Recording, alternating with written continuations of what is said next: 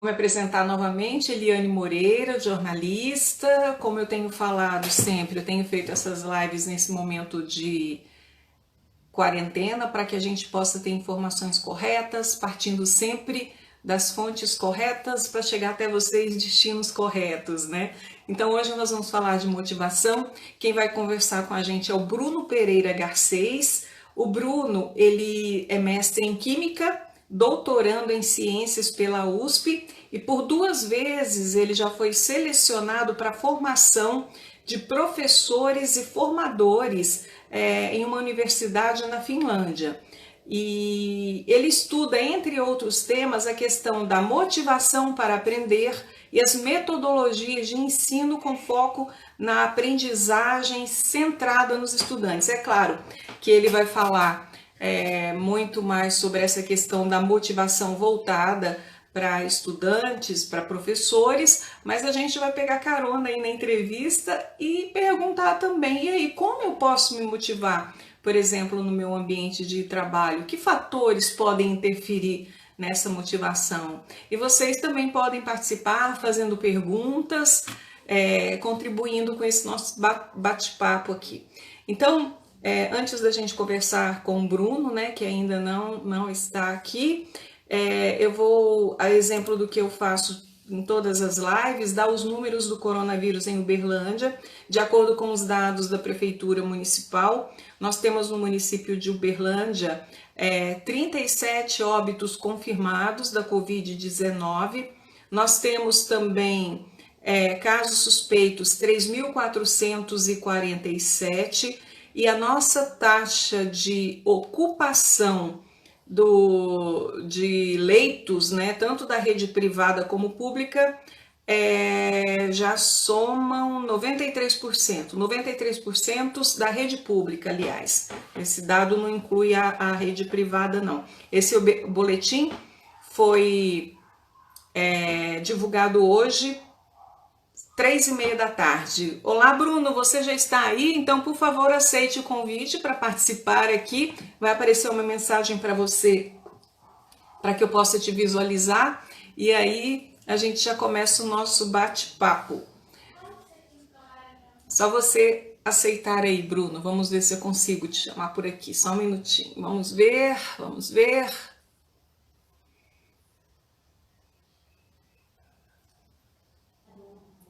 Gente, só um minutinho, por favor, tá? Olá, Fátima. Olá, Ana Deb. Olá, Bia Gontijo, minha nora. Muito bem, nora tem que estar presente. Eu tô sentindo falta do genro aqui, viu? Vou puxar a orelha dele. Vamos lá. Vamos ver se eu consigo, então, por aqui, né, pelo meu Instagram, convidar, então, o Bruno. Vamos lá.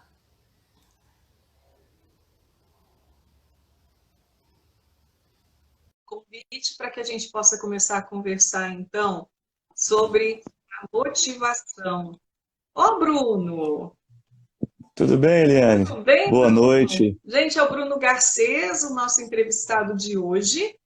Eu já li um pouquinho o seu currículo aqui, viu, Bruno? Já falei da sua formação, já falei desses cursos que você ministrou, né, na Finlândia, né? Muito bacana. Isso a gente sabe que a Finlândia, como eu já falei, até em outra live com a professora da ESEB, a professora Luciana, é referência em educação, né?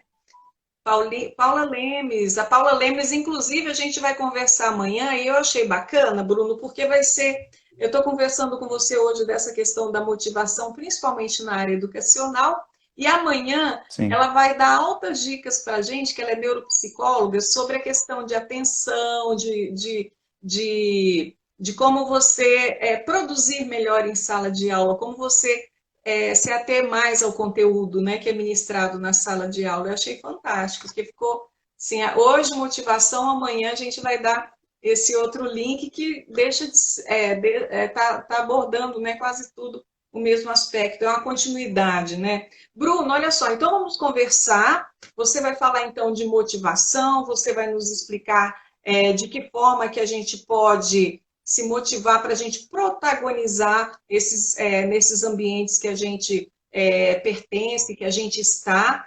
E eu queria então que você começasse falando para mim o que é motivação. Boa noite, seja muito Certo. bem-vindo. Boa noite. Muito obrigado, Eliane, tá, pela recepção, por esse momento que a gente está discutindo aí um pouquinho, né? Eu sou suspeito, eu gosto demais de falar sobre educação. Sobre motivação, é a temática que eu venho estudando agora no doutorado, né? Eu queria até começar falando até o motivo, né? Minha formação é química industrial, sou mestre em Sim, bioquímica, então, teoricamente, não tem nada a ver com motivação, né? Só que o que me motivou com isso foram realmente as aulas. Porque a gente sempre discute, fala assim, porque o aluno não está motivado, o aluno não está motivado, o aluno não está motivado. Essa discussão sempre aparece, né? São comentários muito frequentes em sala de professores, em discussões em geral. Então eu também tinha essa imagem na minha cabeça, eu falei, não, já que eu falo tanto que o aluno não está motivado, deixa eu tentar entender o porquê. Então eu resolvi fazer o doutorado na área de motivação. Então essa foi a minha inquietação, né? Então, aí estudando bastante, até sinto dizer que a definição de motivação é muito variável, né? A definição clássica que a gente vê em dicionário, por exemplo, motivação é motivar para a ação. Então é qualquer coisa, qualquer aspecto que motiva para a ação. Em termos um pouco menos técnicos, vamos dizer assim, a motivação seria uma construção psicológica, emocional, vamos dizer assim, que nos leva a fazer ou a continuar fazendo determinadas ações, né? Por exemplo, o que mantém um estudante dentro de sala de aula? Então a gente tem vários fatores que podem manter um estudante dentro de sala de aula. Então quais são os fatores que motivam o estudante a estar dentro de sala de aula? E aí essas perguntas me fizeram buscar o que era motivação. Então, definições a gente vai encontrar aos montes, né? Cada autor cita uma definição diferente. Eu gosto muito de falar que a definição de motivação é muito interna, né? Acho que cada pessoa acaba tendo suas definições de motivação, né? Então a motivação ela vai ser algo individual, né? Mas que a gente tem que tomar bastante atenção, ter bastante atenção para auxiliar cada um a encontrar sua motivação, né? Então acho que é importante a gente pensar nisso. Você diria então, já que essa motivação ela é interna, mas é claro que para eu me sentir motivado, para que eu possa protagonizar no ambiente a que eu pertenço, eu preciso ser respeitado naquele ambiente. Você não concorda Com com isso, certeza, Bruno? com E, certeza. e de que forma? Porque muitas vezes isso independe de mim, é óbvio, né? Muitas vezes E depende por exemplo, o aluno está numa sala de aula, já que nós estamos falando aqui em educação, e como ele vai se sentir motivado se ele não é respeitado naquele ambiente da sala de aula? Principalmente se a gente for pensar isso lá atrás, né, na minha época. A hora que você ia perguntar alguma coisa, não, por favor, não atrapalhe meu raciocínio, o professor já colocava, né? Então, de que forma que eu sim. posso protagonizar nesse ambiente, me motivar se eu não tenho esse respeito por parte dos meus pares? Certo. Até um ponto positivo é o seguinte, a gente ainda tem muitos professores que têm esse padrão ainda, que o professor é a autoridade em sala de aula e o aluno muitas vezes não tem nem direito à voz, né? Infelizmente. Mas mudou bastante, por exemplo, de 10, 15, 20 anos atrás para hoje. Então hoje, eu acredito que o diálogo dentro de sala de aula, a gente fala mais em ambiente educacional, né? Principalmente dentro de sala de aula já está mais possível, vamos dizer assim, esse diálogo é possível. E é frequente, também não é mais a minoria igual era antigamente, né? Então, eu acredito que como que um aluno, por exemplo, vai conseguir se sentir respeitado dentro de um ambiente? Esse respeito, acho que ele é construído desde o primeiro contato entre professores e alunos, né? E esse respeito, ele deve ser construído com base em alguns aspectos, né? A gente vai até falar mais para frente de algumas teorias, eu vou citar algumas, né? Não muito acadêmico, mas a autonomia, por exemplo, é uma necessidade que todos têm. Então, o professor tem que entender que o aluno tem autonomia. E o aluno também tem que entender que o professor tem a sua autonomia, né? Então, a gente conseguir entender que a autonomia de um indivíduo é igual às liberdades que a gente fala também, né? Os direitos, né? Meu direito acaba quando o do outro começa. Não é exatamente assim, mas a autonomia do professor e do aluno, elas têm que ser contempladas dentro da sala de aula, né? Ambas. É claro que essas autonomias têm limites. né? Por exemplo, eu não posso chegar na sala de aula de química, como minha área, e falar assim, não, professor, eu não quero aprender química, eu quero aprender só geografia, né? Então é um limite de autonomia, mas tudo isso acho que é construído desde o primeiro contato professor e aluno e através do diálogo, né? Não existe isso aí, tem até uma pesquisa de Harvard que gerou um livro chamado O Jeito Harvard de Ser Feliz, não sei se o pessoal conhece, Hum, que foi uma pesquisa que tentou encontrar as origens da felicidade. A gente pega felicidade, uma pessoa estar feliz tem que estar motivada também. O principal aspecto da felicidade, o único fator comum em todas as pessoas foi o vínculo, foi o relacionamento. Então, através do diálogo, através do vínculo, a gente pode construir essas relações com maior autonomia também, né? sim. Isso é claro que acontece também nos ambientes que eu pertenço, no trabalho, no meu ambiente de amigos, no meu ambiente de comunidade, diria que da igreja que eu participo. Isso só vai acontecer a partir do momento também que eu sou respeitado por essas outras pessoas, não é isso, Lu? Exatamente. Um ambiente, por exemplo, onde você é um funcionário e sofre assédio moral do seu chefe, é muito difícil você se manter motivado nesse ambiente, né? Então, acho que essa fala sobre motivação, ela dirige-se mais à pessoa que conduz os processos do que aquelas que, teoricamente, está participando de forma passiva, vamos dizer assim. Então, o professor, acho que ele precisa entender melhor sobre motivação do que o aluno, às vezes, né? Porque o professor tem a facilidade de ajudar na construção do ambiente, né? O aluno, muitas vezes, ele está ali só recebendo, e ele está acostumado a só receber desde a primeira série do ensino fundamental. Então, a gente chega na graduação, por exemplo, o aluno está acostumado a só ouvir. Então, para ele, o bom professor é aquele que fala o tempo inteiro, passa a matéria o tempo inteiro e acerta as questões que vai cair no Enem, né? Então, é basicamente isso. Então, a ideia é que nós, enquanto professores, ou então pessoas que estão em cargos de gestão, em qualquer esfera, né, seja pública ou privada, qualquer empresa, que compreenda o conceito de motivação para tentar motivar, criar um ambiente mais motivador para os seus pares, né, para os seus servidores, no caso. Então, o primeiro ponto, então, se a gente for escalar em pontos, o primeiro ponto para que haja motivação é que essa pessoa seja respeitada no ambiente que ele pertence. Vamos então ao Exato. outro ponto que eu acredito seja fundamental. Eu devo ter objetivos para que eu seja uma pessoa motivada? Com certeza. Aí a gente já entra mais na própria pessoa, né? É, Toda vez que a gente vai entrar em algum ambiente, seja um ambiente de trabalho, um ambiente de prática de esportes, por exemplo, a gente costuma ir com algum objetivo, né? Esse objetivo a gente pode, vamos dizer, que ele vai acabar norteando a nossa motivação, né? Se o meu objetivo acaba, se ele é 100% cumprido, a chance de eu desmotivar, por exemplo, é muito grande, né? Então a ideia é que esses objetivos eles sejam tangíveis, possíveis de ser atingidos, né? Gradativos, né? E com uma dificuldade, vamos dizer assim, que vai se somando conforme esses objetivos vão chegando. Porque a motivação, na verdade, ela é um processo.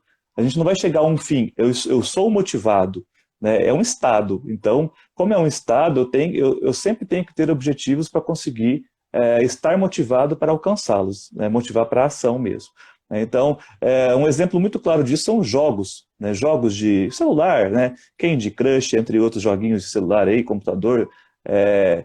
Quando começa a ficar fácil demais, você para de jogar, né? Então, por quê? Porque você não tem mais desafio, você não tem mais objetivo. Então você para de jogar. A mesma coisa quando a gente fala, zera um jogo aí, por exemplo. Você acabou o jogo, você passou todas as fases, então você não vai jogar mais, né? Então a ideia é que a gente sempre tenha objetivos e que esses objetivos sejam vamos dizer assim, com dificuldades progressivas de se alcançar, né? Eu não vou dizer aquelas frases que você pode ser o que você quiser, né? Por exemplo, nós temos aqui, vamos supor que a gente tem 50 pessoas conversando nesse momento, os 50 querem ser presidentes do Brasil. Os 50 vão ser presidentes do Brasil. Então, eu acho que esse discurso da motivação, a gente tem que ir traçando nossos objetivos aos poucos, né? E não falar assim, eu quero ser presidente do Brasil. Então, se 50 pessoas querem, as 50 vão conseguir? Não vão conseguir. Então, esse discurso, vamos dizer, motivador, mas que acaba desmotivando quando a pessoa vê que ela não consegue executar a tarefa, ele pode ser pior do que não ter um discurso nenhum nesse caso, né?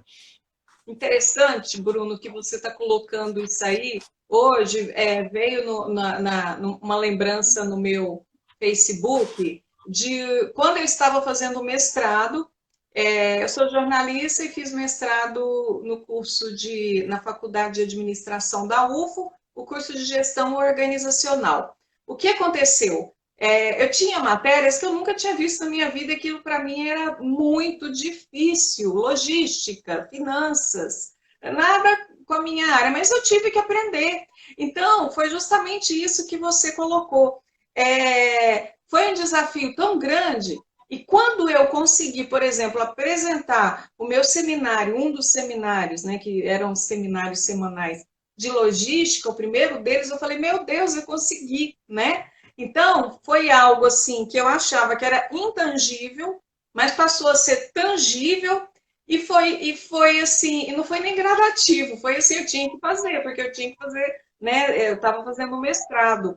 Então, você colocou isso agora, eu me lembrei, sabe? Foi como se aquilo ali fosse algo que mostrasse para mim que eu era capaz e que, como você colocou, nem todo mundo pode ser que nem todo mundo conseguisse fazer aquela apresentação ali, falando de logística, né? Por não ser da área, como eu não era da área, mas eu estudei muito e eu consegui ali apresentar meu seminário, que foi essa lembrança hoje do Facebook. Eu me lembrei agora que você falou, né? De eu ter objetivos, da gente ter objetivos tangíveis que a gente possa colocar. Nem todo mundo vai ser o presidente da República, mas um pode ser o presidente da República, né? Mas eu também posso, de Exato. repente, galgar outros espaços, né, aos quais eu queira pertencer. E na sala de aula, tem muitas vezes, Bruno, alguns estudantes se perguntam, gente, por que que eu perguntava, por que que eu estou aprendendo equação de segundo grau? Para que que eu vou usar isso na minha vida, né? Isso é algo que pode desmotivar, e como que o professor pode mostrar para o aluno que aquilo é importante, que ele um dia, aquilo ali, ele vai ter utilidade na vida dele. Sim, sim. Eu acho que o fato do aluno fazer essa pergunta a si mesmo não vai desmotivar. O fato dele ficar sem resposta, aí sim vai desmotivar, eu acredito. Né? Por quê? Eu me perguntei isso várias vezes, tanto enquanto aluno, se bem que enquanto aluno eu não era tão crítico, então a gente recebia e pronto. Mas depois que eu virei professor, aí na minha área de química, por exemplo, talvez as pessoas que não são da área de química vão entender isso, por vários momentos eu falei, para que eu tenho que ensinar isso para meus alunos? E muitas vezes eu fui contra o sistema, vamos dizer assim, e não ensinei aquilo, porque não via nenhum tipo de aplicação. E quando eu falo aplicação, eu falo na vida, vamos dizer assim, no trabalho, que as pessoas dividem, mas o trabalho faz parte da vida, e nem no Enem. Né? Então tinha conteúdo que eu ensinava em química que não caía em lugar nenhum, e que eu estava ensinando aquilo. Então eu simplesmente decidi que eu não iria explicar mais determinados conteúdos, porque não tinha funcionalidade. Né? A área de química é muito específica. Mas aí eu passei a enxergar de forma diferente, um pouco. A gente vê que alguns conteúdos, eles não auxiliam diretamente na vida das pessoas, mas eles auxiliam, por exemplo, no estímulo ao raciocínio lógico. Né? Nos cursos de exatos a gente tem uma disciplina de cálculo 1, por exemplo. Aí na UF, por exemplo, o cálculo 1 é terrível. Né? O que tem de reprovados em cálculo 1 é um número gigantesco. Né?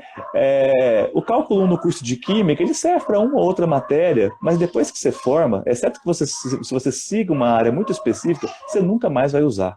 Então, até no curso superior, a gente tem matérias que a gente, teoricamente, serve para nada. Mas, para mim, por exemplo, o cálculo 1 serviu para estímulo de raciocínio lógico. O problema é que o professor não soube me falar isso, eu tive que descobrir sozinho. Né? Para que eu tenho que usar isso? Você tem que usar isso porque está aqui no programa, está aqui na ementa. Então, acho que o professor ele tem que ultrapassar essa questão do está aqui na ementa. Né? O professor tem que ser crítico o suficiente para mostrar para o aluno para que serve aquilo, mesmo que a utilidade daquilo seja apenas pré-requisito para o próximo conteúdo, mas que auxilie realmente, né? Que mostre para o aluno para que ele vai usar aquilo. Nem que seja, que nem eu falei, para o estímulo de raciocínio lógico, por exemplo. Né? Então, o fato do aluno se perguntar para que serve isso, eu acho que não é o desestimulante. Se ele perguntar e não tiver resposta, aí sim. Aí ele vai escutar ou então uma resposta incoerente, né? Até porque a gente conversa bastante sobre o jovem de ontem, o jovem de hoje, por exemplo. Antigamente a gente escutava e falava assim, senhor. Hoje, a gente não fala assim, senhor, mas a gente não fala assim, senhor, não é por não é por questão de indisciplina, mas sim por questão de criticidade. As pessoas muitas vezes estão mais críticas, né? Então, antigamente eu falava assim, ó, filho, pega essa cadeira aqui e coloca naquele lugar ali. Ele simplesmente pegava e colocava. Hoje em dia ele quer saber por que ele tem que pegar essa cadeira e colocar naquele lugar.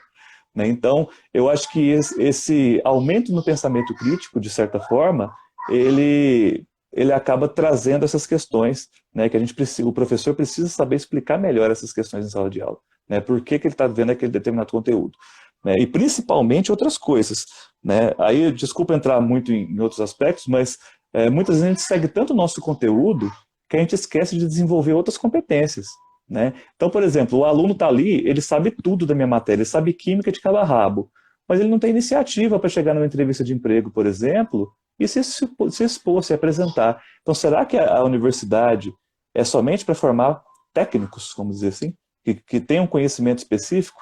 Então, aí que a gente chega no desenvolvimento de outras questões dentro da sala de aula que são muito importantes também, né? Mas aí foge um pouco da motivação, acho que vou fugir demais do tema aqui. Mas tá tudo envolvendo aí, viu, Bruno? Olha só, a Roberta Janine fez uma pergunta, mas eu vou deixar para você responder depois, até porque eu sei que mais para frente a gente vai falar sobre isso. Ela perguntou se a motivação ela vem de dentro. Aí daqui a pouquinho você vai falar sobre isso, porque primeiro eu quero Sim. que você fale, eu quero que você justifique. Olha só, você falou há pouco que diversos autores definem a motivação de várias formas, né? E na psicologia, existem várias linhas também que explicam o que é motivação? Sim, sim, existem várias linhas. Inclusive, quando eu fui começar o doutorado, a minha orientadora já seguia uma linha, determinada, uma teoria, mas eu precisava conhecer as outras, né? Eu cheguei a ficar até perdido com tantas teorias motivacionais que a gente encontrou, né, nessa pesquisa, né? Passa desde teorias freudianas, que diz que a motivação é inconsciente, que a gente não consegue controlar a nossa motivação, de certas formas. Temos a teoria, por exemplo, a teoria de metas. Essa teoria de metas é interessante, acho que se aplica bastante aos alunos, e até essa questão sua que você citou do mestrado, a teoria de metas poderia ajudar a explicar. A teoria de metas fala que a gente tem dois tipos de metas, a meta-realização e a meta-aprendizagem. A meta-aprendizagem está muito voltada para o eu. Eu quero aprender isso, então eu tenho determinadas metas, né? A meta-realização é a meta, vamos dizer assim, para não passar vergonha, a meta pensando no outro. Eu preciso apresentar esse seminário de logística. Eu preciso sair bem nesse seminário de logística. Você quer aprender logística? Não, não quero, mas eu preciso sair bem nesse seminário, por exemplo. Então, seria um aspecto que a gente está mais preocupado com o outro. Essa é uma teoria de metas de realização. Tem outras teorias também, por exemplo, uma que muita gente fala sobre motivação intrínseca e extrínseca. Aí eu acho que entra nisso da pergunta da Roberta, é isso, É, né? Roberta, exato. Roberta. A motivação intrínseca e extrínseca diz o seguinte, é, de acordo com as teorias iniciais, tem dois tipos de motivação. Uma intrínseca, ou seja, vem de dentro, que é a motivação interna, parte do indivíduo, e tem a extrínseca, que seria a motivação que parte de recompensas ou estímulos externos, né? Um exemplo bem simples, se eu estudo porque eu gosto de estudar, a motivação é intrínseca.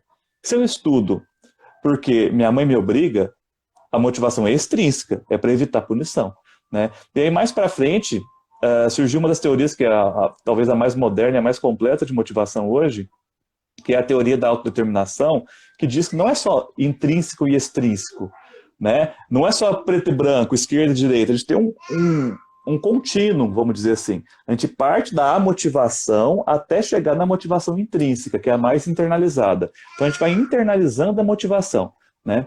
Como assim? No ambiente educacional, por exemplo. Eu não estudo, não estou motivado, não quero estudar de jeito nenhum. Essa seria uma motivação, a motivação que a gente chama. Não tem motivação nenhuma, não existe. Aí, por exemplo, meu colega, ele estuda hoje porque a mãe dele falou que se ele for aprovado numa federal no Enem, ele vai ganhar um carro. Então a motivação dele é totalmente extrínseca. Ele estuda para ganhar o carro. Né? Ele gosta de estudar? Não, ele quer o carro. Então a motivação é extrínseca. Chegando um pouco mais interna, é aquele aluno que pensa assim, não, eu tenho que estudar porque eu tenho que ter um bom futuro. aliás, nem isso, um pouco antes ainda, eu quero estudar para não decepcionar meus pais. Ele não vai ganhar nada, ele não vai apanhar dos pais, que tem gente que fala isso também, eu estudo para não apanhar, é um absurdo, mas ele escuta isso. Não tem nenhuma punição, nenhuma recompensa, mas ele internalizou que ele não quer magoar os pais, né? Ele começou a internalizar, mas ele ainda não gosta de estudar. Então essa motivação é chamada de introjetada, que é um pouco mais interna do que a extrínseca.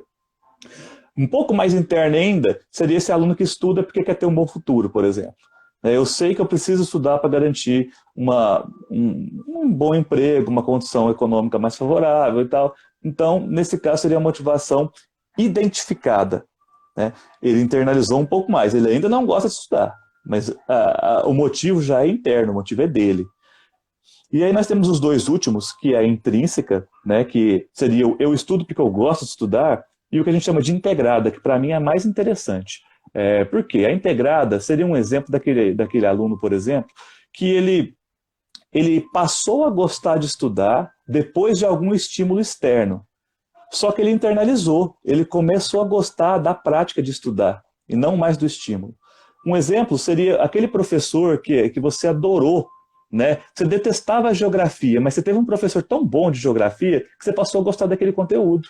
Não só do professor, você passou a gostar do conteúdo. E se esse estímulo for constante, o professor pode sair que você continua motivado, que é o que a gente chama de motivação integrada, né? Que é quando a gente integra a motivação a gente, integra o estímulo externo a gente, né? Então o estímulo externo chega a um ponto que ele não precisa nem existir mais, que o aluno permanecerá motivado. E aí acho que é onde eu mais tento trabalhar, né, Eliane? Isso nas minhas aulas, por exemplo. Eu tento ser essa pessoa, né, tento promover um ambiente que vai fazer com que os alunos cheguem a essa motivação integrada, independente de onde ele está. Eu evito, por exemplo, falar que o aluno faz isso porque vale tantos pontos, né? Inclusive eu faço algumas coisas em determinadas unidades curriculares, que é o seguinte: eu deixo a pontuação totalmente vaga, né? Vocês têm tantos pontos de atividades em sala, tantos pontos em participação, tantos pontos de trabalhos. Mas qual participação, qual trabalho, qual atividade? Não, a gente vai definindo conforme vai andando o semestre, né? Porque a gente tem que pontuar, então. E o que eu percebo? Os alunos, eles chegam a um ponto que eles começam a trabalhar, eles não estão nem preocupados com o ponto mais. Eles estão trabalhando porque eles passaram a gostar daquela ação, né? Demora um tempo, é claro, é um processo, mas a gente tenta chegar nesse ponto. Então essa seria a base da teoria da autodeterminação, que também fala que para a gente estar plenamente motivado, a gente tem que satisfazer 3 necessidades psicológicas básicas. A autonomia eu já falei aqui, o vínculo eu também citei, e a terceira é a competência. Eu tenho que sentir que eu dou conta de fazer aquilo, né? Se eu estou tentando fazer a mesma coisa sempre, eu nunca consigo, meu senso de competência vai lá embaixo, né? O exemplo do cálculo 1 que eu citei, aquele aluno que reprova 1, 2, 3 vezes em cálculo, ele vai evadir, ele vai sair da faculdade, né? Por quê? Nem é porque a faculdade vai jubilar aquele que reprovou 3, 4 vezes, é porque chega um ponto que ele não se sente competente, né? Então a motivação vai lá embaixo, tá? Então, basicamente, essas são as principais teorias. É claro, tem umas 15 ou 20 teorias motivacionais, a gente poderia discutir, mas essas são as principais, Eliane. Interessante. Olha só, o João Vitor fez uma pergunta aqui que eu acho, inclusive, até muito pertinente. Como manter a motivação quando você estuda para concurso público e o conteúdo de estudo parece ter virado uma rotina? Então, esse é um aspecto bem complexo, porque o estudo para o concurso público, pelo menos a maioria das pessoas que eu já vi nessa rotina, eles seguem uma rotina muito bem, vamos dizer assim, padronizada, né? Fazendo as mesmas coisas todos os dias, né? E o objetivo, ele parece distante. Como assim? No concurso público, diferente dentro da sala de aula, né? A gente não consegue ir etapa por etapa. Você não consegue, tipo assim, não, hoje eu passei na prova de português do concurso, amanhã eu vou passar na de informática. Você não consegue ir por etapas. O concurso está ali, é um dia, e se você estiver se sentindo mal naquele dia, a chance de você ir mal no concurso é muito grande até por cima, né? Então, é muito complicado a gente pensar nisso. Existem algumas técnicas de estudo, né? Algumas rotinas de estudo. Por exemplo, você estuda 50 minutos para 5, estuda 50 para 5. Isso aí, para algumas pessoas que conseguem se condicionar melhor, pode ser interessante. O que eu acho interessante É, eu, particularmente, não usei técnicas para estudo, para concurso público na época, é a gente conseguir variar os conteúdos ao invés de ficar focado em um só. Né? Todo concurso público não cai um conteúdo só. Então, quanto mais a gente variar e você perceber que você tem autonomia sobre essa variação, melhor é. Né? Outra coisa interessante, e aí depende muito do estilo de aprendizagem de cada pessoa, é o estudo coletivo. Né? E o estudo coletivo não precisa ser aquele estudo que a gente junta um grupo e estuda todos juntos. O estudo coletivo pode ser que vocês estudam certa parte, depois chegam e apenas discutem, por exemplo. Né? A parte do estudo, porque tem gente que não consegue estudar coletivamente, né? Juntar todo mundo na biblioteca, por exemplo, e estudar. Ainda mais agora em tempos de coronavírus, né? Em tempos de pandemia. Mas tem pessoas. Aí você estuda a parte teórica, vamos dizer assim, e depois você socializa. Tá? Muitas pessoas, eu tinha uma amiga da faculdade que fazia muito isso. Eu sempre fui aquela pessoa que gostava de prestar atenção na aula, ao invés de estudar em casa para as provas. Eu sempre gostei de prestar atenção na aula. E eu tinha uma amiga que ela estudava 3, 4, 5 dias antes da prova, todos os dias, e chegava no dia da prova, ela gostava de me explicar a matéria. Esse era o método de estudo dela, explicar a matéria para alguém para ver se ela está sabendo o conteúdo. Inclusive, tinha vez que, meia hora antes da prova, ela praticamente me dava aula de tudo aquilo que eu não tinha aprendido na véspera da prova, por exemplo. E era o método que ela usava para aprender. Né? Eu, particularmente, não gosto. Então, é muito individual essa questão do concurso público, é muito difícil. Tá? O que eu aconselho?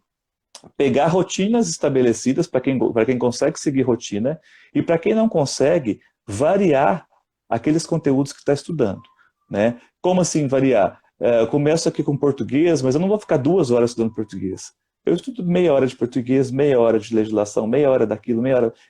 Na minha concepção, tá? E aí aspectos motivacionais são os mais diversos, né? Então depende muito de qual teoria a gente vai utilizar, mas eu acho que pode ser mais positivo do que ficar o tempo inteiro focado em uma coisa só. Tá? A gente tem que ter descanso. E aí já saindo da motivação, entrando também nas teorias de aprendizagem. Né? Quando a gente está estudando cognitivismo, por exemplo, a gente vê que não adianta ficar mais do que 50 minutos, 1 hora focado na mesma questão, que você não vai avançar e construir a aprendizagem de forma significativa. Né? Queria mandar um abraço aqui, professor, para Patrícia Campos, que é do IFTM, para Marcela também. A Marcela, inclusive, colocou aqui, professor, a Patrícia, manda esse material para a gente. Aí eu não. Patrícia, qual material? Com certeza. Manda isso para a gente ler, professor. Deve ser esse material que o senhor coloca dessas diversas posições, né? Dessas linhas diferentes que tem, que fala sobre motivação, né? Sim. Professor, não, posso mandar abraço a Patrícia também aí. Patrícia estava no nosso campus até o início desse ano, se não me engano, está na reitoria agora, contribuindo bastante aí com a parte pedagógica da instituição. Sim. O senhor fica em que campus? Campus Uberaba, é o da Fazenda aqui. Tá. Olha só, professor, na sua apresentação que o senhor mandou para eu estudar, né, que toda entrevista eu tenho que estudar, porque cada entrevista é um assunto diferente, né, professor? Você mandou, eu achei Sim. fantástico, assim, não sei se é porque diz respeito à área de comunicação, uma pirâmide de Maslow, que aponta as necessidades e as mídias que cada uma complementa, as mídias que complementam essas necessidades. Eu queria que você falasse um pouquinho disso para a gente aqui, porque eu achei tão interessante. Claro. Inclusive, eu salvei a foto, professor, mas eu não sei colocar aqui, porque senão eu colocaria aqui para as pessoas verem. Eu salvei a foto no celular, mas eu não estou vendo aqui onde que eu posso jogar para o senhor ir falando, senão eu colocaria. Mas vamos falar, é uma pirâmide. Sem problema. É uma pirâmide, né? Sim, deixa eu ver se eu consigo. Acho que talvez eu consiga até abrir aqui, não sei se vai ficar bom para o pessoal ver. Mas vamos ver se a gente consegue, né? Eu tenho que aprender ainda como que eu coloco a imagem na hora que eu estou fazendo a live. Porque eu salvei a pirâmide e a pirâmide ela vai colocando essa questão da motivação e ao lado a mídia que pode facilitar para que você atinja essa pirâmide, né, professor? Não, fica muito ruim. Eu também, Instagram, na verdade, eu não uso, viu, Eliane? Está sendo a segunda vez que eu faço uma live via Instagram. Eu parei no Facebook. Eu trabalho com tecnologias, mas eu não avancei ainda nas mídias. Sobre essa pirâmide, chama Hierarquia das Necessidades de Maslow, o pessoal da administração mesmo, que até fala bastante dela, Hum. que diz o seguinte: para a gente estar motivado, a gente tem que subir nos degraus dessa pirâmide, né? Satisfazendo nossas necessidades. O primeiro nível seria necessidades fisiológicas, né? Comida, bebida, sono, né? O segundo nível é a necessidade de segurança. Aí a gente vai segurança tanto segurança de ter uma casa, por exemplo, né? Segurança financeira também. Um terceiro nível seria um nível de relacionamentos, uma segurança, um vínculo mesmo, tá? O quarto nível seria autoestima, né? Aquela necessidade de autoestima que a gente tem, né? Seja por qualquer fator, né? Pode ser autoestima porque eu consegui resolver alguns exercícios, pode ser autoestima porque eu me olho no espelho e me sinto bem, né? Então pode ser vários fatores essa autoestima aí. E por último, a autorrealização, né? Que seria, vamos dizer assim, o nível máximo da motivação, né? De acordo com essa teoria. A autorrealização seria assim: eu cheguei onde eu queria. Eu sou o presidente do Brasil, por exemplo, naquele exemplo que a gente citou mais cedo um pouquinho. Então, essas necessidades, elas devem ser satisfeitas aos poucos, né? Para a gente conseguir se sentir motivado. E hoje em dia, em tempos de redes sociais, de aplicativos, de mídias, criaram essa pirâmide voltada para as mídias que a gente tem atualmente, né? Só que foi só uma analogia, né? Não é que exatamente é assim, mas dá para a gente fazer analogia. Por exemplo, necessidade fisiológica, o básico. O que é o básico que a gente precisa para estar, por exemplo, conectado hoje em dia? Bateria e Wi-Fi. Então, isso seria a necessidade básica nossa em relação às mídias, em relação à tecnologia digital. Depois vem a necessidade de segurança. Opa, peraí, para ter segurança eu tenho que ter um antivírus no meu computador, por exemplo. Ou eu tenho que ter uma proteção com senha, né? Eu tenho que ter um aplicativo que esconde meus outros aplicativos, por exemplo, né? Então eu tenho que ter alguma coisa de segurança dentro do meu aparelho. Aí a gente chega no terceiro nível, que é o vínculo, né? O vínculo são os relacionamentos. Então aí entra o WhatsApp, aí entra o Telegram, né? Aí entra esses aplicativos de contatos mesmo, né? Tinder, por exemplo, né? Quando a gente fala relacionamento, a gente fala todo tipo de relacionamento. Então, entraria esse tipo de aplicativo. No quarto, seria a autoestima. Não existe aplicativo mais autoestima do que o Instagram, né? O Instagram é aquela rede social que muitas vezes posta a foto para ver quantos amei no Instagram, né? Que fala, não é curtir, não curtir no Facebook. Quantos amei ganhamos, por exemplo. Então, para satisfazer a necessidade de autoestima, né? Instagram seria um exemplo disso, outras redes que têm o mesmo sentido. E por último, a autorrealização. Autorrealização seria, por exemplo, o LinkedIn. O LinkedIn é aquela rede que você mostra que está bem sucedido. É aquela rede que você mostra ou então que você consegue ser bem sucedido dentro dessa rede. Você vai conseguir oportunidades. Então seria uma analogia à hierarquia de Maslow no mundo digital, vamos dizer assim. Tá? Então essa seria o significado dessa imagem aí, na verdade, né? Então, em várias outras redes, a gente falou só das mais comuns, né? Das mais conhecidas mesmo, né? Eu achei muito Até porque interessante. eu particularmente não conheço tantas redes, né? Eu tenho o WhatsApp, Facebook, o Instagram. Esse o Instagram eu criei porque Educa hoje é a identidade visual que eu criei para fazer meus cursos de formação continuada. Então, já registrei o Instagram, o Twitter, o Facebook, deixei só registrado para um dia, quem sabe, usar. Professor, olha só, o senhor já falou, né, que existem os fatores intrínsecos e os extrínsecos que permitem a motivação. Se a gente for esmiuçar um pouquinho mais sobre esse fator intrínseco, até para que as pessoas percebam de que forma que eu posso usar essas ferramentas internas que eu tenho para eu me sentir motivado. O que seriam essas ferramentas, esses fatores intrínsecos? Como eu Então, usá-los a gente, no dia a dia, ou mesmo já que a gente está trazendo para a sala de aula, né? esses fatores intrínsecos, assim, o que os autores falam, por exemplo, é que não há uma explicação nítida de onde eles vêm, né? É aquela coisa, muitas vezes a gente olha para determinado local, a gente simplesmente acha aquilo lindo, maravilhoso, mas você não sabe nem por que você achou aquilo lindo, você não sabe descrever. Ou então quando você faz alguma ação, que essa ação, por fazer essa ação, você se sente bem, né? Tem gente, por exemplo, que gosta do ritual de coar um café e sentir o cheirinho do café, mas ele não sabe por que ele gosta daquilo, né? Talvez remete a alguma lembrança de infância, né? Então, o intrínseco é muito difícil a gente identificar de onde vem essa motivação intrínseca, tá? Mas uma coisa é certa, e isso aí vários trabalhos já mostraram, tá? Isso aí eu falo, até brinco que quando eu faço palestra sobre motivação, que não é uma palestra motivacional, é uma palestra sobre motivação, né? Porque o que eu tenho hoje vamos dizer assim, aparato técnico misturado com a minha experiência, vamos dizer, né? Então, já é totalmente provado que a motivação intrínseca ela é estimulada, ela é valorizada, ela é potencializada quando a gente satisfaz aquelas necessidades psicológicas básicas que eu citei, de autonomia, vínculo e competência. E até uma questão interessante, eu faço doutorado sobre motivação. Estudando motivação, eu percebi que eu não estava motivado para o doutorado. E aí? Isso foi uma questão assim, incrível. Inclusive, comentei com a minha orientadora, falei que eu ia escrever depois um livro sobre como estudar motivação e não estar motivado para estudar motivação. Brinquei com ela nesse sentido. Porque e aí eu fui tentar estudar as teorias, por que eu não me sentia bem com o doutorado? Né? E aí a conclusão que eu cheguei foi a questão do vínculo. Né? No meu mestrado, por exemplo, e na minha graduação, fiz iniciação científica, a graduação inteira, eu dormia no laboratório de pesquisa. Várias vezes eu dormi na UFO.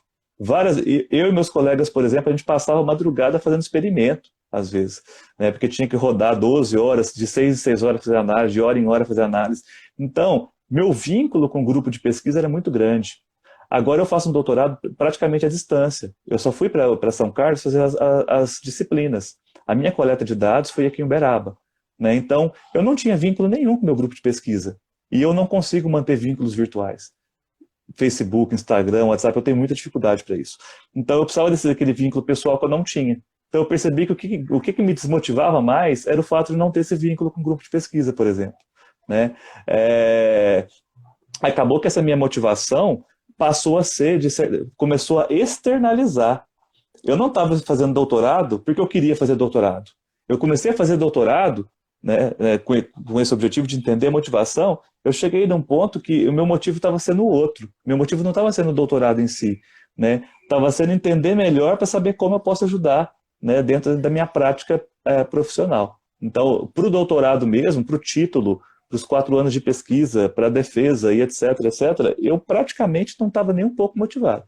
Então era totalmente externo. Então eu percebi isso. Pelo fato de não satisfazer essas necessidades, eu não me sentia motivado para o doutorado. Né? Agora, eu só não defendi, era para eu ter defendido agora em abril, né? Tudo pronto, tese pronta, tudo pronto. Eu só não defendi ainda por causa dessa questão da pandemia, eu queria defender presencialmente.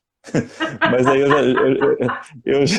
pelo menos a defesa eu queria presencial, sabe? Mas aí eu cheguei à conclusão que não vai ser possível, senão eu vou atrasar demais, eu não quero esperar, agora mês que vem eu devo fazer essa defesa dessa tese agora. É outra coisa que eu acho que desmotiva muito. Por que a gente fala defesa de tese, defesa de dissertação, defesa de TCC? Parece que eu tenho uma banca me atacando e eu estou com escudo me defendendo. Mas né? é isso mesmo, é professor, mas é então, isso, não é?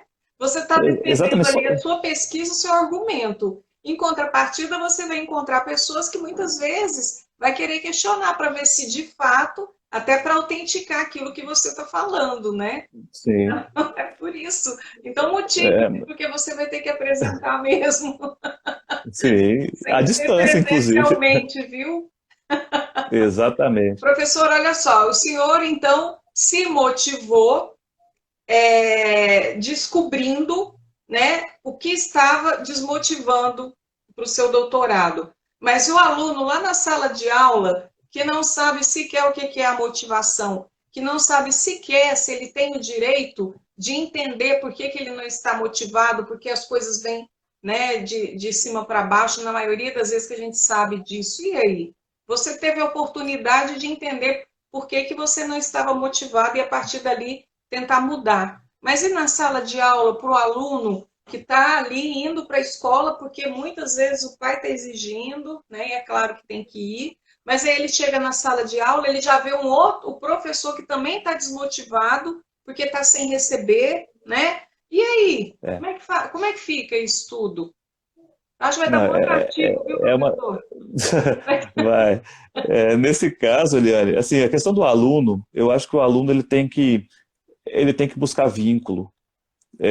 Sinceramente, eu acho que o vínculo é fundamental. Né? E eu falo isso não porque eu estudei motivação, por causa da teoria da autodeterminação. É, a sociedade só existe hoje porque houve vínculo, porque as pessoas se uniram. Né? Se fosse tudo individualista, desde o início, enquanto espécie, nós não teríamos sobrevivido. Então, acho que o vínculo é essencial. E onde esse vínculo pode ser encontrado dentro do ambiente acadêmico, por exemplo? É um professor, é um coordenador de curso, é uma pedagoga, um psicólogo. Então, a gente vai encontrando esse vínculo nas pessoas. E pode ser, inclusive, um veterano, um colega de turma, né? Uma pessoa que trabalha na limpeza do campus. Então, esse vínculo pode estar em diversos locais diferentes. Então, eu acho que uma das coisas que pode ajudar esse aluno em sala de aula é encontrar os vínculos. Né? Eu acredito que os vínculos são muito importantes dentro do meio acadêmico e vão auxiliar bastante nessa caminhada que eles vão ter. Já o professor que não recebe, o professor que não é valorizado, o professor onde a culpa de tudo que acontece na educação é dele, né? Como que ele vai se manter motivado? Aí essa é a pergunta de ouro, Eliane. Né? Como que o professor vai conseguir se sentir motivado frente a tantos ataques que a gente sofre de todos os lados possíveis? Né? A gente apanha de todo mundo. Né? É muito difícil a gente pensar nisso, como estar motivado nessa situação. Eu penso muito na aula, por exemplo. Quando eu vou dar uma aula e os meus alunos saem mal daquela aula e eu também saio mal, alguma coisa está errado. Então, às vezes é melhor eu tentar fazer uma aula que os meus alunos vão sair bem e que eu saia satisfeito daquela aula, do que continuar do jeito que está. Então, e também acredito que, independente dos fatores externos, aquele momento com os alunos, não sei se é porque a parte que eu mais gosto, vamos dizer, do nosso cargo, que o pessoal acha que professor só dá aula, né? Mas o número de atribuições nossas são gigantes. A parte que eu mais gosto é dar aula. Né? Então, eu gosto de estar com os meninos, então eu sinto muita falta disso, né, presencialmente. Eu acho que o professor ele também acaba se abraçando aos alunos, muitas vezes. O que a gente está vendo de exemplo, agora aqui no estado de Minas, com essas atividades remotas, de professores que acabaram agora em junho de receber o 13º do ano passado, de professores que chega dia quinto, dia útil, não sabe que dia que vai receber, e o pessoal trabalhando com não, nem diria motivação, mas com aquele ímpeto de eu não posso deixar meu aluno sem aprender. Né? O pessoal está reclamando, sabe que a condição não é ideal, entende que está todo mundo assim, vamos dizer assim, na mesma tempestade, né? No mesmo barco, muita gente fala isso, a gente está no mesmo barco, não está no mesmo barco, né? Na mesma tempestade, mas em barcos diferentes, cada um com suas condições. E estão conseguindo fazer isso. Eu particularmente não sei te responder como que o professor vai continuar motivado frente a todos esses ataques. Mas eu sinceramente vejo, pelo menos do meu lado, que o que me mantém mais motivado em sala de aula são os alunos. Tá? Inclusive, recentemente eu tive uma aula no Google Meet com uma turma e eu perguntava e ninguém me respondia. Ninguém ligava a câmera, ninguém ligava o microfone, ninguém respondia no chat. Eu comecei, inicialmente, a ficar muito chateado com aquilo. Eu falei assim, gente, por que não está tendo interação? Do nada, eu falei assim, beleza, vamos fazer diferente. Trabalho em grupo à distância agora. Criei 4 salas simultâneas pelo Google Meet, que é o aplicativo que a gente faz, e fiz eles apresentar um seminário, na hora, assim. Porque eu precisava daquele contato também. Eu também precisava escutá-los. E eu não estava conseguindo. Né? Então, aquele momento foi um momento, de certa forma, egocêntrico, né, que eu estava pensando na minha motivação ali, também, é claro, na aprendizagem deles, que eu não vou fazer nada aleatório assim, né? Mas que me ajudou bastante, né? Foi um momento que me ajudou bastante, porque eu consegui ter mais, a vê-los, a conversar com eles um pouquinho, né? Sendo que estava muito passivo antes, né? Mas assim, Eliane, é a pergunta de US$ 1 milhão. Como manter motivado frente a esses ataques? Eu acho que é muito difícil responder, né? Mas a gente vê muitos profissionais que estão motivados, né? E, ao mesmo tempo, muitos que estão desmotivados, estão adoecendo por causa desse momento de pandemia, né? Também. Então, é uma situação que a gente tem que acolher todo mundo. A gente tem que se abraçar à mesma distância. Né? Interessante, né, que você colocou aí a rapidez que você teve para poder pensar numa outra possibilidade, né? Você estava reunido com eles e não estava tendo esse contato e criou, então, 4 salas simultâneas. Então, o professor também, além de tudo isso, ele tem que ter iniciativa e ele tem que ter também capacitações que o leve a agir rapidamente, né? Agora, o que acontece também? Será que nossos profissionais são estão sendo capacitados?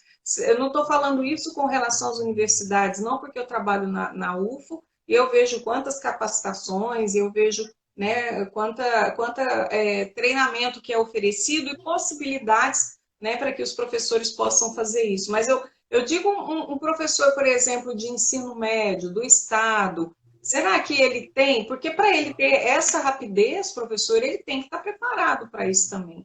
Será que nós temos, Sim, com né? certeza. Até para que ele possa se motivar e motivar e ter essa iniciativa rápida aí, né? Isso também é Sim, algo que eu diria também que a capacitação também é uma ferramenta para a motivação dos com certeza. profissionais, não é? O aspecto que eu mais gosto de trabalhar é com formação de professores, né? Hoje eu tenho um curso fixo que eu tento fazer pelo menos uma vez por ano de formação voltado para a aprendizagem centrada nos estudantes. Sempre estou indo em escolas aí com uma palestra, um curso, uma oficina, alguma coisa nesse sentido, tá? Tem formação para os professores, por exemplo, da rede estadual, da rede municipal? Tem oferta. Os professores têm condições de fazer? Esse é o problema, tá? Questões de horário, questão que o professor tem que ter dois, três cargos. O professor trabalha além do Estado, no município, em uma instituição privada. As formações continuadas não costumam ser muito sistemáticas, principalmente no Estado. Né? No município de Uberaba, aqui, por exemplo, as formações continuadas são sistemáticas. No Estado, não são. Aqui no Estado, eu fiz uma parceria com a Superintendência Regional de Ensino aqui de Uberaba, e a gente tinha desenvolvido um ambiente muito legal de formação. Estava dando cursos com muita frequência, né, cursos pequenos de 4, 8 horas e alguns maiores de 40 horas. Aí a Secretaria de Estado de Educação, e aí eu falo isso aqui publicamente, pediu para parar com esses cursos, porque de acordo com eles estava concorrendo com os cursos à distância ofertados por Belo Horizonte. Né? Então, isso foi uma ordem da Secretaria Estadual de Educação. Então, assim, é muito complicado que a gente vê que quando tem uma oportunidade, essa oportunidade é gratuita, a gente tenta fazer e o pessoal não nos deixa fazer. Né? Eu, particularmente, não vou parar de fazer. Eu dei uma parada agora porque eu tive 2 filhos em 2 anos, vamos dizer assim. Eu estou com um menininho de 1 ano e 10 meses e uma menininha de 5 meses. Então, eu parei um pouco para conseguir me organizar. Mas a ideia é continuar os cursos, né? Inclusive eu vi que a Patrícia perguntou quanto que a gente vai ter. Sim. Eu tô organizando para ver como que eu vou fazer esse curso à distância, que eu já tento organizar há muito tempo. Eu não gostava de EAD de jeito nenhum. Eu particularmente não acreditava na educação à distância, porque eu não via métodos que me faziam motivar para a educação à distância. Então eu falei assim, não, se eu não consigo estar motivado para fazer um curso, como que eu vou falar para as pessoas fazerem meu curso à distância? Né? Então, eu estava tentando, inclusive eu estou ainda tentando criar uma plataforma, vamos dizer assim, para conseguir fazer esses cursos mais efetivos. Né? Mas eu concordo plenamente contigo. Como é que o professor vai conseguir pensar rápido assim? É com formação. Né? E essa formação vai vir como? Vai vir dos estados, talvez, vai vir do município, talvez, mas enquanto universidade, a gente tem que promover seja UFO, seja o IFTM, seja o FTM, a gente tem que promover formação continuada para professores. Né? É a forma da gente trabalhar a parte da extensão. Né? Para essa indissociabilidade que a gente fala entre ensino, pesquisa e extensão, tem que estar nítido isso, e a formação de professores seria um caminho muito interessante. E a gente continua fazendo isso. Né? Por exemplo, a gente está organizando agora no campus um ciclo de seminários em ensino de química, para tratar só somente questões relacionadas ao ensino de química mesmo. Em vez de fazer fechado para o campus, a gente fez aberto. O primeiro a gente teve 160 inscritos no primeiro ciclo. Nesse segundo a gente está com 310 inscritos já do Brasil todo, todos os estados do país, pessoas se inscrevendo. Então a gente tem que oportunizar isso. E eu acho que esse veio um lado, a gente não pode dizer positivo, mas uma oportunidade que apareceu com essa pandemia, que foi o rompimento, vamos dizer assim, parcial dessas barreiras, né, dessas barreiras físicas. Então a gente está conseguindo conversar, né, com pessoas de vários locais diferentes, né, e o pessoal está se comunicando bem. O problema maior que a gente está tendo é a dificuldade de acesso, que a internet ainda não é democratizada no nosso país, né, infelizmente. A Valquíria, minha prima, ela está acompanhando a live e ela também é pedagoga, ela está elogiando o tema É muito bom realmente para quem principalmente é da área de educação, né, professor? É um desafio, né? Cada vez mais motivar o professor, motivar o aluno, tendo em vista essa conjuntura que a gente vive, né, da questão da educação, né, de falta de recursos, de falta de, muitas vezes, pagamento, né?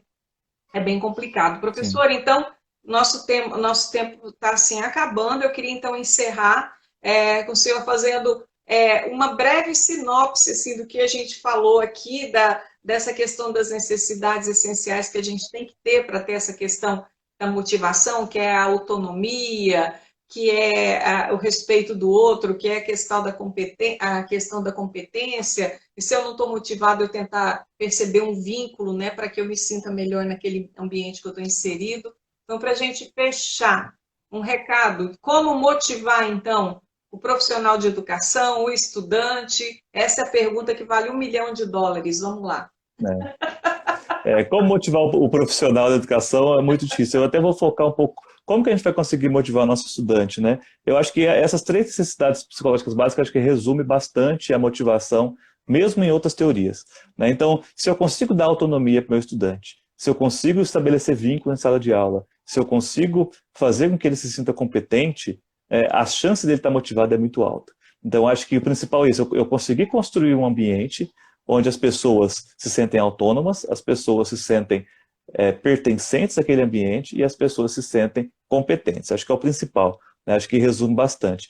E o que eu falo? Eu falo muito isso nas minhas formações, mas se aplica ao contexto atual também. Como que a gente vai tentar implementar qualquer mudança, né? Porque para pensar nisso, por exemplo, eu sou professor, eu estou acostumado a falar e o aluno ouvir. Para eu mudar essa postura, né, eu preciso ter mudanças. Como que eu vou implementar mudança? Primeira coisa, manter a mente aberta. Né? Então são três coisas que você fala. Manter a mente aberta é importantíssimo. Segundo, dar um passo de cada vez. Às vezes você tentar quebrar um paradigma e começar a atuar de outra forma é muito difícil. Então dá um passo de cada vez que talvez seja mais fácil. E por último, nunca desistir. Né? Que nem eu falei, não tem dessa de você pode ser o que você quiser. Eu não acredito nisso. Né? Você pode ter objetivos e ir seguindo esses objetivos até onde você quiser. Né? Mas a questão de desistir, isso aí sim cabe a nós. Né? Você pode ser o que você quiser, muitas vezes cabe a questões externas. Já o desistir, ou persistir naquele objetivo, aí cabe um pouco mais a nós. Então, acho que nunca desistir também acho que é uma visão interessante. Então, manter a mente aberta, dar um passo de cada vez e nunca desistir. Tá? Para tentar motivar as pessoas, primeiro tentar sempre ver se essas pessoas, se você está promovendo, deixando que essas pessoas sejam autônomas, que elas estão sendo pertencentes e que elas estão sendo competentes ao seu redor. Né? Acho muito importante pensar nisso, né? Independente do contexto que a gente está. Certinho, Eliane? Certinho, foi ótimo, professor, adorei conhecer. E vamos marcar outros bate-papos, né? Para que a gente possa motivar esse pessoal que está aí, abordar outros temas. Estou à disposição aqui para colaborar. Eu gostaria de agradecer mais uma vez a Patrícia, a Marcela, que me fez o convite para mediar esse bate-papo com o professor Bruno. Eu não o conhecia, foi um prazer conhecê-lo. E fico aqui à disposição, como já disse, para a gente dialogar mais vezes. Muito obrigada, professor, e muito obrigada a vocês que nos acompanharam aqui por meio dessa live. Vamos conversando sim, vamos marcar outros momentos. Eliane, muito obrigado, viu? Muito obrigado a todos. Esse Insta Educa Hoje aí é meu, eu entro com pouca frequência, mas quem quiser, tiver interesse em falar qualquer coisa, acho que se mandar um direct eu vou conseguir responder. Eu já